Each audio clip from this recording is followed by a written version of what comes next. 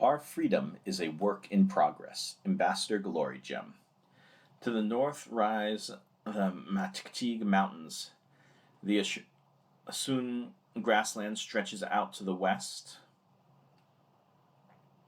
To the south lies the Shadow Ridge and the dense Foyi forests. Between these is Teilen, homeland of the gnomes, with its gentle valleys and rolling plains. For centuries, this land has been fought over by its neighbors. Raids from Ulaf orcs or the Oghai, and inevitably one horror or another would spill out of Paracore. But the real threat came from the dwarves and the elves. Its small coast was one of the first targets of maritime raiders from the northern dwarves. But it is the southern dwarves that have presented a more consistent threat than their northern cousins. As they expanded south, the elves would push north. The border would shift many times, but in the end, the most common method was not direct conquest, but a complex system of vassals, alliances, and patronage. Using this system, powerful or ambitious dwarves would leverage their positions in various deals with one or both of their neighbors to gain more power. This led to strange border arrangements made stranger by the fact that the gnomes had no tradition of primacy in inheritance laws, so that if you had 3 children, your land was divided 3 ways. This meant that within a few generations, a powerful prince's descendants may simply be the prince or princess of a hunting lodge. The effect of this was that while the elves and the dwarves are often blamed for the conflicts in Teilen, it was often at the behest of their gnomish allies. After the unification of the dwarves, those in the south with the most interest in Teilen had to contend with dwarves of the north and west who didn't have the same interest and were forced to gradually withdraw.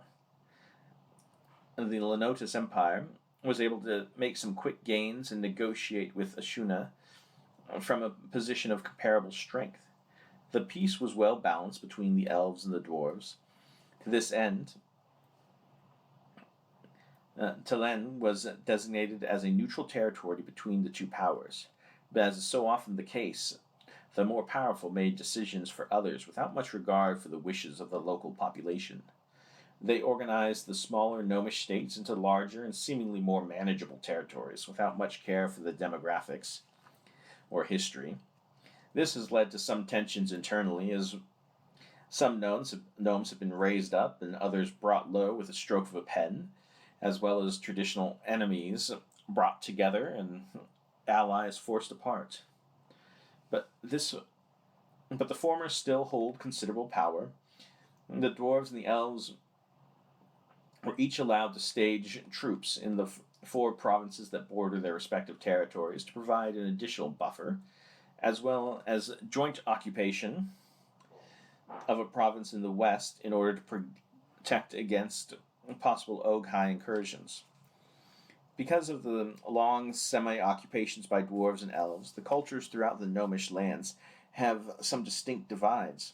In the south, the culture is influenced by the elves and dominated by magic, with the stereotypical gnomish wizard being the archetype. To the north is the stereotypical gnomish tinkerer influenced by dwarves, though focusing more on individual craft than industrial in nature. Between these two people are the areas are mostly agrarian, having been forced to bear the brunt of the wars. Lastly, the 2 most northwesterly provinces have a frontier feel to them, as the last places of respite before entering the expanse of Ashu grasslands. While the independence of the gnomes has been bumpy and problematic, it has filled the people with hope and energy that can be felt throughout Teilen. One of the biggest issues that will face the area in the coming decades is the occupation, however gentle it may be, of the 2 port cities. Although many of the governments don't mind it because it keeps the coastal provinces weaker, it remains a sore subject for the people at large. But while the peace is maintained, they are unwilling to risk war for their pride.